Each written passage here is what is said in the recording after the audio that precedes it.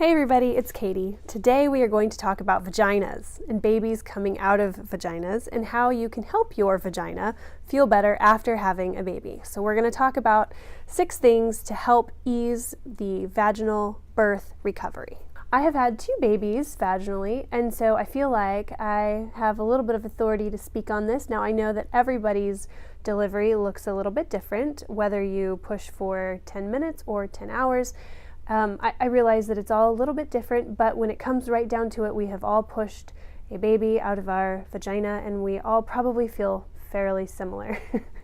So I wanted to share some of the things that I have picked up throughout the 2 vaginal births that I have in order to kind of help encourage you to prepare yourself and research and get ready to do that for yourself. So I'm going to jump right into it. Number 1, and this doesn't matter if you have a baby in a hospital, in a birth center, or you have your baby at home, the first thing is going to be have pads and some sort of bed protector on hand, purchased, whatever, ready to go for when you climb into your bed. So whether that's when you come home or if you were at home and you were ready to get into your bed, just make sure that you have layers between you and your mattress. Otherwise, it's very likely that you will get blood, fluids, probably a little bit of milk, because that happens too. You're leaking. I mean, I hate to say it, but you're going to be leaking all over the place. So the pads, the hospital, if you birth at the hospital, they'll typically give you stuff to take home. If not, you can prepare by buying maxi pads, or I actually watched a video about a gal who said she went and got the women's Depends, just like the full-on diaper, because she's like, I'm just not even going to mess with it. But you want to have pads, and then you also want to have some sort of protector underneath of you. So you could do Chuck's pads, which for those of you who have seen puppies or have puppies, they're basically the white and blue, and they're like pee pads more or less. They work great for blood and they protect your bed. You can also, if you want to invest, you can also buy something off of Amazon that's a washable mattress protector, and we're going to have some links down in the description below so you can kind of get an idea of what I'm talking about if you're like, what is she talking about? So we'll have some information in the description below. Number 2 is going to be ice of some sort for your lady bits. Now, I have seen there are fancy ones on Amazon that are shaped, basically they look like a pad, but you freeze them and you put them down there. Now, obviously, don't ever put ice directly on you. That you always need to have some sort of layer in between, because that could be bad. So whether you buy the ice pads, and again, check the description below, or you make your own. And we have also done a video on how to do a ice diaper padsicle extraordinaire, something that you can do at home that will help you be ready. If you don't want to buy the ones online, you can make them out of pads or diapers. And anyway, so we'll put a card up there for that information. Icing might feel a little bit cumbersome, especially because you're like, there's already so much going on down there. Like, icing actually really will help, because like I said, it doesn't matter if you push for a few minutes or a few hours or lots of hours, it's going to be swollen. And so icing it a few times a day whenever you can or whenever you think about it, 10-15 minutes, it really will help with the swelling and with the aching that's going to be happening. Okay, so tip number 3 for vaginal birth recovery is going to be invest in a sitz bath. If you don't know what a sitz bath is, now is the time that you will learn. It's a glorious little creation, especially for women who have just birthed a human child out of their vagina. And you put warm water in it, you put it on the toilet, you can put Epsom salt in it, which I would highly advise when you're ready, because that will also help with the healing. But you sit on this a few times a day. You can even, if you're feeling a little bit nervous about peeing, you can actually even sit in it and pee in it if you want to, but it's basically warm water, and it's a safe way to have warm water on just your lady bits instead of climbing into the tub, because, spreading your legs and getting into a tub sounds a little scary. So at least it did for me when I had my first. I was like, I don't want to do that. So sitz bath is great. And then a peri bottle is actually, I think it's a perinatal bottle. Anyways, they're called peri bottles. And when I birthed my first at the birth center. They had them for me. And then the second time around, I ended up having to go to the hospital after I had my daughter in our bathroom.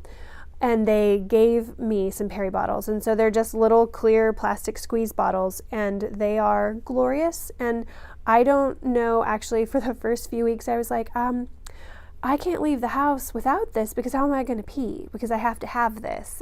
I need this with me at all times. I had one in every bathroom in our house, because I was like, it really helps. So you fill it with warm water, and it has you squeeze it. So even if it's upside down, you're able to squeeze it, and you just spray your business, and it's or you can use it while you're peeing, because if it stings, because sometimes with stitches it'll sting.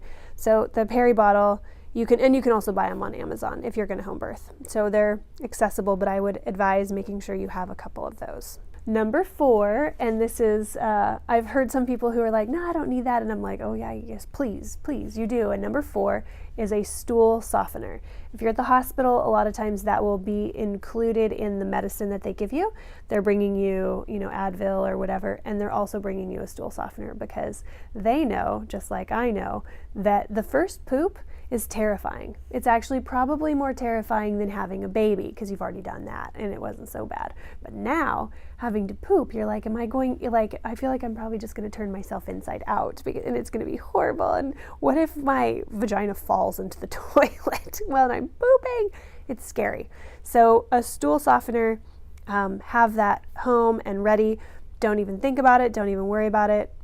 Take it for the first couple weeks until it's not quite so sore down there, until your stitches have dissolved or whatever. But have that on hand, because having to poop right after having a baby it's nerve-wracking. Number 5 is to invest in some vaginal care items, and that can be whatever kind of research you want to do. I used Earth Mama. Now, this a few years ago when I had my first, it was Earth Mama Angel Baby. When I had my second, it was Earth Mama, so it's now Earth Mama. You can find them on Amazon. You can find them on, I think Target sells it. It's definitely online. They have a really great website. They have things like bottom stuff for your bottom. They have a little spritzer that feels like heaven when it hits your skin. And they have teas and different types of things that will help aid the healing process of your lady bits. And I would definitely look into that, or something very similar, because you put a lot of time and effort into having everything right for the baby, but you got to take care of yourself too. That's huge. So the Earth Mama is good. Another thing is Tux pads. And again, if you birth in a hospital, it's likely they will give you something like Tux pads. They're little circular pre-moistened pads with witch hazel and magic in it. And so they feel really good when you put them on the pad, or especially if your rectum is feeling sensitive, they're good that way too. Another thing that you can do if you're feeling like you have hemorrhoids, or if you're concerned that you might have hemorrhoids, or if your bottom is just sore while you're walking around and doing your thing during the day, when you have your pad on, you can take the Tux pads and just sort of set them gently right against the rectum, and it's heaven.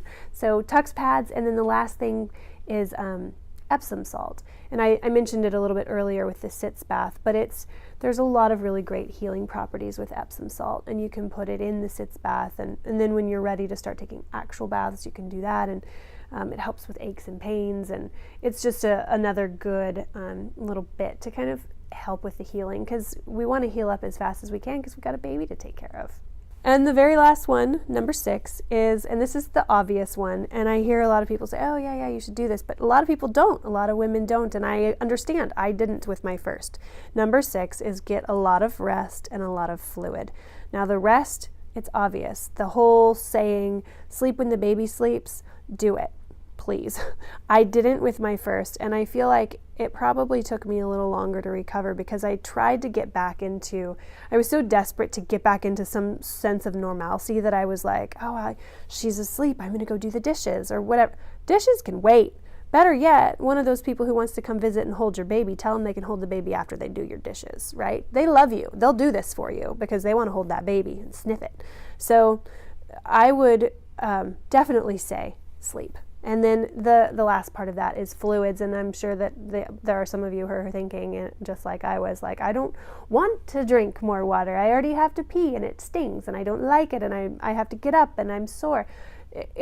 Drinking fluids will help with a lot of things, but two main things. One is it's going to help with stool exiting your body, not being super hard. I know you're already taking a stool softener, but it will also help with that. And the other thing is, if you're breastfeeding, you need to drink water. Your body will start to feel like a little bit brittle. At least I did. When I didn't drink enough water, I would start to feel it. My throat would get dry, and my kidneys would hurt a little bit. And so anyway, start off with the good habits, have your water standing by, and take a nap. If you like our video, please give it a thumbs up. And if you are not a subscriber, I'd like to invite you to join the KT Files family. We drop videos every Wednesday, so we'd love to have you join us.